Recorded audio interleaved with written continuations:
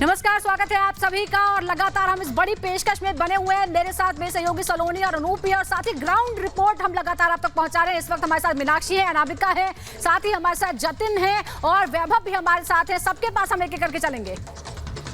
लेकिन बड़ी खबर से बुलेटिन की शुरुआत कर रहे हैं। अतीक के कई ठिकानों का पता चला है, कई कारोबारों का पता चला है। गुरुग्राम में कई कंपनियों का पता चला है। दरअसल हरियाणा तक फैला था अतीक का अरबों का कारोबार।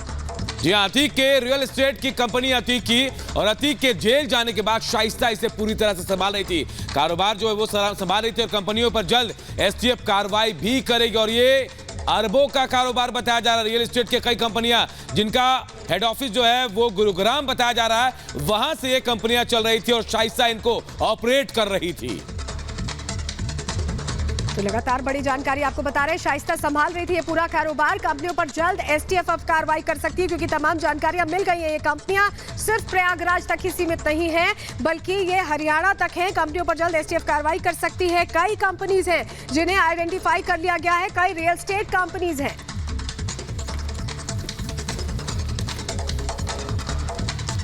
तो देखिए, अतीक का काला कारोबार या साम्राज्य सिर्फ उत्तर प्रदेश तक सीमित नहीं था। हरियाणा में भी अरबों का कारोबार था रियल एस्टेट के बिजनेस से, और इसका सेंटर था गुरुग्राम, जहां अतीक के जेल जाने के बाद शाइस्ता ने मोर्चा संभाला और पूरे कारोबार को वो खुद संभालती थी। हमारे रिपोर्टर जतिन की रिपोर्ट आपको दिखाते हैं।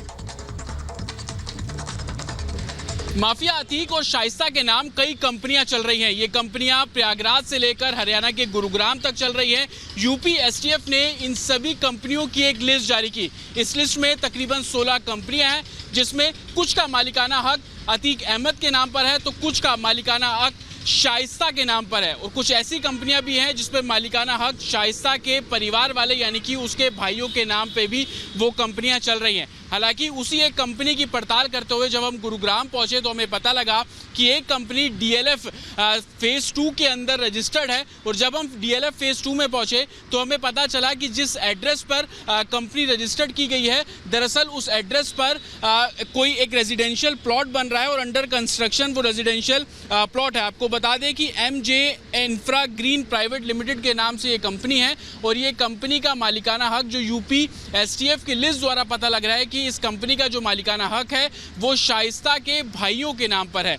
हालांकि जब हम डीएलएफ फेज 2 में पहुंचे तो हमने यहां पर जांच करनी शुरू की तो पता लगा कि कंपनी इस एड्रेस पे रजिस्टर्ड तो कागजों पर की गई, लेकिन ज़मीन पर वो जो जगह है वहां पर अंडर कंस्ट्रक्शन रेजिडेंशियल इमारत, 4 मंजिला इमारत वहां पर बन रही है। आसपास के लोगों से बात करने की कोशिश की तो किसी को भी उस कंपनी के बारे में कोई भी जानकारी नहीं है। हालांकि आपको बता दें कि 2021 में ईडी ने भी अतीक अहमद के खिलाफ मनी लॉन्ड्रिंग से जुड़े मामले में एफआईआर दर्ज की थी, और बीते कुछ दिनों में ईडी ने कई जगहों पर छापेमारी भी की। उस जांच में ये सामने आया कि कंपनी कागजों पर तो रजिस्टर्ड कर दी गई, लेकिन जमीनी स्तर पर वो कंपनी कहीं एग्जिस्ट नहीं करती है, और यही वजह है कि बड़ी संख्या में मनी लॉन्ड्रिंग इन शेल कंपनियों के द्वारा की जा रही है। हालांकि अब जब अतीक अहमद की हत्या कर दी गई है और शाइस्ता अभी तक फरार है, तो यूपी एसटीएफ के सामने एक बड़ी चुनौती रहेगी कि इन कंपनियों के बारे में पता कर पाना, साथ ही शाइस्ता जो इस पूरे गिरोह की अब मास्टरमाइंड है,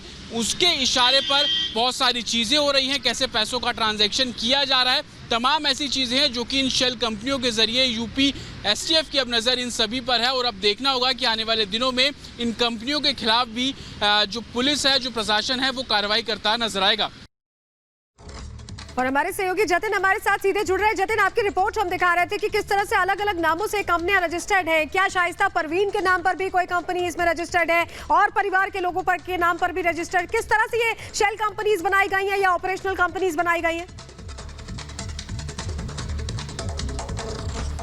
जी देखिए, तकरीबन 16 ऐसी कंपनियां हैं जिसका ब्यौरा यूपी एसटीएफ के पास है। उन 16 कंपनियों में से 7 कंपनियां दिल्ली से सटे हरियाणा के गुरुग्राम में है। गुरुग्राम साइबर सिटी है, और जिस तरीके से बीते कुछ सालों में हमने देखा कि गुरुग्राम का विकास हुआ, बड़ी बड़ी इमारतें यहाँ पर बनी, तो कई बिल्डर से भी अतीक अहमद और उनकी पत्नी के व्यापारिक संबंध होने की बातें इसमें सामने आ रही हो। जिन 7 कंपनियों का हम जिक्र कर रहे हैं उनमें से एक कंपनी अतीक अहमद के नाम पर है, फना एसोसिएट के नाम से वो कंपनी है। दूसरी कंपनी शाइस्ता के नाम पर है, और बाकी की जो 4 कंपनियां गुरुग्राम के अंदर है। 16 कंपनियों में से उन 4 कंपनियों में मालिकाना हक शाइस्ता के भाई फारूक है। आपको बता दें कि MJ इंफ्रा के नाम से ये सभी कंपनियां हैं और इन कंपनियों की जब पड़ताल करने हम गुरुग्राम पहुंचे, DLF साइबर सिटी पहुंचे, सेक्टर 2 के अंदर हम जहां पर पहुंचे तो हमने देखा कि वहां पर रेजिडेंशियल इमारत बन रही है, किसी भी तरीके का ऑफिस या कमर्शियल एक्टिविटी वहां पर नहीं हो रही है। हालांकि 2021 में जब ईडी ने इस मामले में इन्वेस्टिगेशन शुरू की थी उस समय भी इन शेल कंपनियों का जिक्र किया गया था कि ये कंपनियां कागजों पर तो है लेकिन जमीनी स्तर पर एग्जिस्ट नहीं करती और कई